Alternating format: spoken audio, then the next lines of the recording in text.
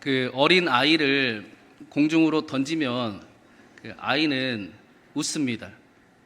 무서워하는 것이 아니라 재밌어합니다. 그래서 뭐라 하는지 아십니까? 한 번 더, 한 번 더. 무섭지 않고 재밌어하는 이유는 아빠가 자기를 다시 받아줄 것이 믿어지기 때문입니다. 그것을 신뢰라고도 이야기합니다. 우리가 인생을 살아가다 보니까 내 마음대로 꼭 되지 않는 인생에 이런 신뢰가 필요함을 경험을 합니다. 아이처럼 무서운 일도 웃을 수 있게 만드는 그런 신뢰가 우리에게는 필요합니다. 그것을 우리는 믿음이라고 또 이야기를 합니다. 인류 역사가 종교가 생겨난 이유는 모두가 똑같습니다. 인간의 존재를 넘어선 그 나를 충분히 도울 수 있는 그 신이라는 존재를 찾기 위해서였습니다. 그래서 모든 종교가 이름은 다 다르지만 전부 다 신을 찾습니다. 목적지는 신입니다. 목적지가 나로 끝나면 아무 의미가 없습니다. 나는 나를 구원할 능력도 없을 뿐더러 나를 책임질 수 있는 힘도 없습니다. 목적지가 내가 아니라 하나님으로 끝나야 그것을 참 진리라고 말할 수 있습니다. 그런데 문제는 우리는 모두 다 욕망을 가지고 있어서 우리가 하나님을 찾는, 신을 찾는 그 길은 나를 위한 신, 우상 숭배가 될 수밖에 없다라는 것입니다. 그래서 모든 종교 중에 유일하게 기독교만 인간이 신으로 찾아가는 길은 없다라고 이야기를 합니다. 신이 인간을 찾아오셨다. 오직 그 길이 예수 그리스도다라고 말씀하고 있습니다. 목적지가 반드시 신이어야, 그래야 능력이 있고 진리가 되기 때문입니다. 오늘 말씀 베드로전서 4장은 우리의 바로 그 목적지의 전환, 곧 인생의 방향이 바뀐 사람의 모습을 우리에게 알려주고 있습니다. 우리 1절부터 한번 읽어보겠습니다. 1절 말씀입니다. 그리스도께서 이미 육체의 고난을 받으셨으니 너희도 같은 마음으로 갑옷을 삼으라. 이는 육체의 고난을 받은 자는 죄를 그쳤음이라. 말씀을 얼핏 보면 우리의 육체의 고난이 죄를 그치게 한다라고 들립니다. 우리는 분명히 고난을 통해 우리 안에 성숙을 경험하기도 합니다. 그런데 여기서 말하는 고난은 우리의 고난이 아니라 그리스도에 관한 것입니다. 예수 그리스도께서 우리를 위해 육체의 고난을 당하심으로 우리의 죄가 그쳤습니다. 베드로전서 3장 18절에서도 그리스도께서 단번에 죄를 위하여 죽으사 의인으로서 불의한 자들을 대신하셨으니 이는 우리를 하나님께로 인도하시기 위함이다 라고 말씀했습니다. 예수님께서 십자가에 달리심으로 우리의 죄가 그쳤습니다. 우리의 죄가 사함을 받았습니다. 우리가 죄에서 자유함을 얻게 되었습니다. 그런데 이렇게 말씀하면 믿기는 믿겠는데 도무지 감이 잘 안 옵니다. 나는 여전히 죄 가운데 힘들고 혹은 심지어는 예수님 믿어서 더 죄책감 가운데 살아갈 때가 있는 것 같은데 성경은 죄가 그쳤다, 우리가 죄에서 자유하게 되었다라고 말씀하고 있기 때문입니다.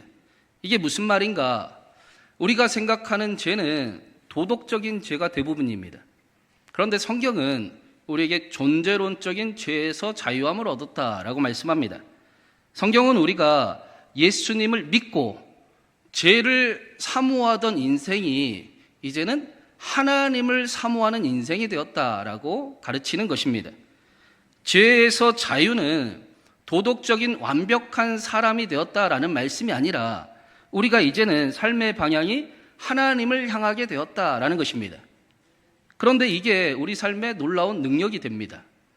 이제까지는 죄가 나를 위한 일인 줄 알았습니다. 그래서 우리가 쉽게 죄에 넘어지는 이유도 죄가 꼭 나를 위해서 하는 일 같기 때문입니다. 여러분, 누군가를 미워하는 일도 나를 위한 일 같잖아요. 거짓말을 치는 일도 나를 보호하기 위해서 하는 것 같이 느껴집니다. 그런데 미워하면 나만 손해입니다. 그 끝에는 결국 비참함이 있음을 우리는 경험하게 됩니다. 그러니 우리는 이제 예수님으로 인해 죄가 나를 위한 일이 아니라 하나님이 나를 위한 분이구나라는 사실을 알게 되었습니다. 우리는 죄를 향하지 않고 하나님을 향해 나아갑니다. 죄에서 자유를 얻게 되었습니다. 베드로 사도 역시 그리스도께서 단번에 죄를 위하여 우리를 불의한 자를 대신하셨으니 그 이유는 우리를 하나님 앞으로 인도하시기 위해서다라고 말씀했습니다. 삶의 방향이 바뀌었다라는 것입니다. 진짜 변화는 우리의 엄청난 의지와 큰 결심이 아니라 방향의 변화에서 나타나는 것입니다. 방향이 바뀌면 삶이 따라오게 됩니다. 우리가 예수님을 믿고 예수님께서 하나님의 사랑을 보여주심으로 그 목적지가 나였는데 항상 나를 목적지로 두던 인생이 이제는 하나님을 목적지로 두게 하셨습니다. 그리고 하나님과 함께 우리의 삶의 변화를 경험하게 하셨습니다. 2절과 3절에도 동일한 말씀을 이야기하고 있습니다. 우리 2절과 3절도 같이 읽어보겠습니다. 그 후로는 다시 사람의 정욕을 따르지 않고 하나님의 뜻을 따라 육체의 남은 때를 살게 하려 함이라. 너희가 음란과 정욕과 술 취함과 방탕함과 향락과 무법한 우상 숭배를 하여 이방인의 뜻을 따라 행한 것은 지나간 때로 조카도다. 그 후로는 이제부터는 이라는 뜻입니다. 이제부터는 우리가 우리의 정욕을 따르지 않고 하나님을 따르는 사람이 되었습니다. 하나님을 따르는 사람이 되게 하십니다 라는 뜻입니다. 하나님의 사랑을 알면 우리의 삶의 방향이 이제 바뀌게 됩니다. 이제 우리는 하나님으로부터 더 이상 도망치지 않아도 됩니다. 그래서 요한 사도는 요한 1서에서 예수를 그리스도로 믿는 자가 하나님께로 난 자다, 하나님의 사랑받는 자녀다라고 말씀을 했습니다. 부모님의 사랑이 의심스럽고 믿어지지 않는 아이들은 실패하면 숨깁니다. 감춥니다. 그래서 문제를 더 크게 만들곤 합니다. 자신의 부족함을 두려움으로 여기며 살아갑니다. 그래서 자기 힘으로 어떻게든 해보려고 하지만 더 고통스럽고 힘들고 무겁습니다. 그리고 하는 말이 내가 아빠 엄마 앞에서 떳떳이 살 수 있을 때 내가 당당하게 서보겠습니다 라고 말합니다. 될 수도 없는 일입니다. 그러나 부모님의 사랑을 확신하는 아이들은 실수하고 혼자 힘으로 안 되면 부모님을 찾곤 합니다. 아빠 이거 안 돼요. 엄마 도와주세요 라고 말합니다. 이게 사랑을 아는 사람의 언어입니다. 마찬가지로 예수님을 믿은 사람들은 하나님의 사랑을 알게 된 사람들입니다. 여전히 우리 삶 속에 힘들고 실패하고 실수하고 넘어질 때가 있지만 그러나 우리의 삶은 이제 방향이 하나님을 향하게 되었습니다. 사랑을 아는 사람들은 감추지 않고 하나님을 찾으며 살아갑니다. 하나님이 나를 사랑하시지. 하나님이 나를 도와주시지. 그래, 하나님이 계셨지. 내가 하나님의 도움이 필요합니다 라고 하나님의 그 이름을 부르고 하나님의 구원을, 응답을 경험하며 살아갑니다. 변화를 경험하고 이제는 죄와 버타며 살아갈 필요가 없어진 삶을 허락받습니다. 3절에 음란과 종욕과 술 취함과 방탕과 우상숭배 모두 우리가 싫어하는 단어들입니다. 도덕적으로 비난하려고 하는 것이 아니라 그 길 끝에는 반복적인 아픔과 또 슬픔과 고통이 있음을 우리가 잘 알고 있습니다. 그러니 이제까지 행한 것은 지나간 것으로 족합니다. 이 일을 위해 베드로는 오늘 말씀의 1절에 이렇게 말씀을 했어요. 너희도 같은 마음으로 갑옷을 삼으라 라고 말씀했습니다. 이 같은 마음이라는 것은 이제 너희도 그리스도처럼 고난을 받으라 혹은 예수님 믿으면 힘들어도 가야 된다 그런 의미가 아닙니다. 예수님을 통해 하나님을 향하는 마음이 우리에게 생겼다라는 것입니다. 예수님 때문에 우리가 하나님을 향하는 마음을 얻게 되었습니다. 그 같은 마음입니다. 그러니 다시는 돌아갈 필요가 없다라는 겁니다.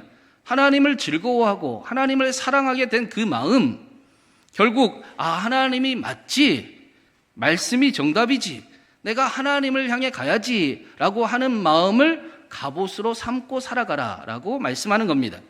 예를 들면 베드로가 우리의 믿음의 삶을 노아의 방주로 비유를 했습니다. 노아의 방주에 탄 사람은 모두 구원받은 사람들입니다. 약속을 향해 나아가는 사람들입니다. 우리들 역시도 이미 구원을 얻었고, 그리고 그 약속, 분명한 약속이 있는 곳에 향해 가는 사람들입니다. 그런데 문제는 우리가 방주 안에 있는 게 너무나 좋고 감사한데 방주를 관리하는 그 책임이 때로는 무겁게 느껴질 때가 있습니다. 그래서 때로는 방주 앞이 답답하게 여겨질 때도 있습니다. 죄가 주는 고난과는 또 다른 육체의 고난을 또 경험할 때도 있습니다. 심지어는 바다에 한번 들어가 보면 시원할 것 같은데 한번 들어가 볼까? 혹은 발이라도 살짝 담가 볼까 하는 유혹이 찾아옵니다. 그런데 시원해 보이지만 그 물은 심판의 물입니다. 죽음과 멸망을 향하는 길입니다. 죄는 늘 우리를 시원할 것처럼 착각하게 유혹을 하지만 그러나 실제로는 우리의 생명을 빼앗아가는 물입니다.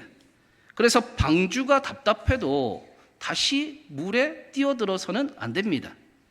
우리가 다시 죄를 향하는 것은 마치 방주에서 바다로 다이빙을 자신 있게 하는 것과 같습니다. 나는 구원받은 삶이 너무 답답해요. 나는 좀 마음대로 죄도 짓고 거짓말도 그냥 마음대로 하고 싶고 다른 사람도 그냥 미워하고 싶고 그냥 쥐약인 줄 알지만 쥐약을 먹는 삶이 너무 좋아요 라고 말하는 것과 같습니다. 이런 마음이 수없이 우리 마음을 찾아오고 우리를 흔드는 것이 사실입니다. 그래서 예수 그리스도와 같은 마음을 갑옷으로 삼으라 라고 알려주는 겁니다. 내가 죄를 향하지 않고 하나님을 향한 마음이 생긴 것이 내 의지와 내 결단과 내 노력이 아니라 예수님 때문에 된 일임을 기억하라 라는 것입니다. 내가 하나님을 향한 선한 마음을 가진 것, 이거 자체가 예수님이 나를 위해 죽으셨기 때문이지. 예수님이 십자가에 달려 죽으심으로 나를 대신하심으로 내가 지금 방주에 타고 있는 거지. 이 감사의 마음이 나의 갑옷이었지 하고 하나님의 자녀됨에 감사하는 마음을 간직하며 기념하며 살아가라 라는 것입니다. 내가 오늘 이 자리에 하나님을 찾고 선한 마음을 갖는 이유는 예수님 때문입니다. 예수님이 나를 대신해 십자가에 달려 죽으셨기 때문입니다. 예수님께서 육체의 고난을 당하심으로 우리가 더 이상 죄를 향하는 인생이 아니라 하나님을 향한 인생이 되게 하셨습니다. 우리의 마음을 하나님을 향하게 하셨습니다. 그래서 사도 바울은 마음의 갑옷을 입으라라는 이 말씀을 하나님께 대하여는 살아있는 자로 여길지어다라고 말씀을 했습니다. 우리가 오늘도 매일같이 죄의 문제와 씨름하고 또 갈등하고 또 그 갈등의 현장에 서 있는데 성경은 우리에게 똑바로 살아라 라고 말씀하지 않고 여길지어다 라고 말씀을 합니다. 우리가 누구인지를 알고 그 마음을 갑옷으로 삼으라, 우리의 정체성에 대해 이야기를 해줍니다. 사도들은 죄의 문제로 갈등하는 사람들에게 똑바로 살아야 됩니다, 이렇게 해야 됩니다 라고 말씀하지 않습니다. 우리가 누구인지를 기억하십시오. 우리는 하나님께로부터 살아있는 자임을 여기십시오 라고 말씀합니다. 죄의 상태에서 나는 그리스도인이지 라는 고백은 나의 상태와 내가 어떤 존재인지를 기억하는 일은 그 무엇보다 큰 힘이 있습니다. 죄에 빠져서 허우적거리고 내 마음이 아플 때 똑바로 살아라라는 이룰 수도 없는 말보다 우리가 누구인지를 아는 그 일이 우리에게 훨씬 더 삶을 일으키는 능력이 됩니다. 우리의 결심은 오래 못 가지만 우리의 정체성은 우리 삶을 끌고 갑니다. 그리고 마지막으로 하나님의 사랑에 이끌림을 당하는 사람들에게 주는 선물을 이야기해 주고 있습니다. 노아의 방주는 분명한 하나님의 약속을 향해 가고 있었습니다. 이미 이긴 삶을 살아가고 있었습니다. 방주가 뒤틀리든 기우뚱거리든 파도가 세차게 불든 간에 그 방주는 반드시 메마른 땅 아라랏산에 도착하게 되어 있습니다. 마찬가지로 우리는 이미 이긴 경기를 하고 있는 사람들입니다. 이기기 위해 경기하는 사람들이 아니라 이미 이긴 경기를 하고 있는 사람들입니다. 그러니 조금 더 자신감을 가져도 됩니다. 조금 더 힘을 내도 됩니다. 나는 결국 이기지라는 사실을 기억해도 됩니다. 6절 말씀에 이런 말씀이 있습니다. 우리 6절 한번 읽어보겠습니다. 이를 위하여 죽은 자들에게도 복음이 전파되었으니 이는 육체로는 사람으로 심판을 받으나 영으로는 하나님을 따라 살게 하려 함이라. 여기 죽은 자들은 그리스도인으로 살아가다가 죽은 자들입니다. 우리가 죽음을 두려워하는 것처럼 인류의 그 역사 속에 죽음은 해결할 수 없는 큰 문제이기도 합니다. 당시 그리스도인들의 죽음은 초대교회 당시에도 큰 문제 중에 하나였습니다. 그리스도인의 죽음은 실패처럼 여겨지기도 하고 패배처럼 여겨지기도 합니다. 사도들이 이 사실을 모르지 않았습니다. 그래서 놀라운 사실을 전합니다. 우리가 보기에 육체적인 죽음이 심판인 것 같고 실패인 것 같으나 그러나 영으로는 하나님 보시기에 살아있는 것이다. 하나님이 죽은 자들까지 책임지신다라고 말씀합니다. 염려하지 말아라. 너희가 살아도 죽어도 내 것이라. 내가 너희를 책임진다. 너희는 이미 이긴 자들이다라고 말씀하는 것입니다. 제가 그 김동호 목사님 이야기를 전해드린 적이 있었는데 김동호 목사님이 박찬호 야구 선수를 매우 좋아했습니다.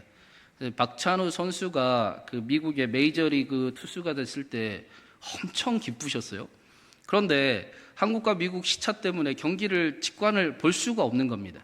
그 사실을 알았던 아들이 박찬호 선수의 경기를 녹화를 해서 비디오 테이프로 아버지께 선물로 드렸습니다. 이 목사님이 이거 언제 보지 하다가 시간을 내서 경기를 보는데 그 녹화된 경기를 보는데 그날따라 이 박찬호 선수가 컨디션이 좋지 않은 겁니다. 1회에만 볼을 19개를 던집니다. 나 야구를 잘 몰라도 19개 볼 던지면 그만해야 될 것 같습니다. 해설자도 오늘 박찬호 선수 컨디션 꽝이네요. 저렇게 던지면 안 되는데요 라고 이야기를 합니다. 목사님이 픽 하고 웃었습니다. 목사님은 이미 그 경기가 이긴 경기인 것을 알고 있었기 때문입니다. 그래서 속으로 안 되기 뭐가 안 되냐, 이미 잘 됐다 하면서 경기를 봤습니다. 그러다가 5회에 박찬호 선수가 홈런을 맞았습니다. 해설자는 이제 이길 수 없다, 경기 다 끝났다, 호들갑을 떨면서 절대 이길 수 없다라고 이야기를 합니다. 그런데 목사님은 더 기대가 됩니다. 이런 컨디션으로 이런 경기가 어떻게 결국 이겼을까? 목사님의 마음에 이제부터 정말 흥미진진한 경기가 시작이 되겠구나, 역전시키는 그 놀라운 일을 내가 보게 되겠구나라고 더 흥분이 됐습니다. 7회 말에 홈런을 맞아도 혹은 8회 말에 홈런을 맞아도 9회 말에 이미 이긴 경기이기 때문에 지금 홈런을 맞았다고 포기할 필요가 전혀 없습니다. 포기할 이유가 없습니다. 우리의 믿음은, 우리의 소망은 우리에게 이러한 삶을 선물해 주는 것입니다. 여전히 우리 삶 속에 실수가 남아있고 넘어지고 실패를 경험하지만 우리가 반드시 기억해야 될 것은 예수님을 믿는 사람들은 이미 이긴 경기를 하고 있는 중이다라는 것입니다. 그러니 홈런 한 번 맞았다고 포기할 필요가 없습니다. 스트라이크 잘못 던지고 볼만 던진다고 주저할 필요도 없습니다. 오히려 흔들릴 때마다, 낙심이 될 때마다 내가 지금 어디를 보고 있지? 그래, 나는 이긴 경기 중이었지 라는 사실을 기억해야 합니다. 우리는 이미 이긴 경기를 하며 목적지가 하나님인 곳을 향해 가고 있기 때문입니다. 사랑하는 여러분, 우리의 삶의 진짜 변화는 우리의 강한 의지와 결심이 아니라 방향으로부터 시작이 됩니다. 예수님께서 우리의 방향을 바꾸어 주셨습니다. 우리의 마음을 하나님을 향하게 하셨을 뿐 아니라 이긴 자의 삶을 살아가게 하셨습니다. 그리고 절대로 혼자 두지 않으십니다. 하나님의 눈이 우리를 주목하고 계시고 하나님의 귀가 우리의 귀에 기도에 귀 기울이고 계시며 하나님이 우리를 도우시는 우리의 아버지가 되십니다. 하나님의 놀라운 은총에 감사하며 마음의 갑옷을 입고 나아가는 저와 여러분에게 더 큰 감사와 놀라운 응답과 또 사랑이 가득하기를 간절히 바랍니다. 그래서 우리의 삶을 통해 방향을 정하여 이제는 내가 하나님을 향해 가고 있습니다. 그 이긴 자의 삶인 저와 여러분을 통해 우리의 가정과 우리의 교회와 우리의 삶의 자리에 하나님의 아름다움이 가득 넘치게 하시기를 주님의 이름으로 축원합니다.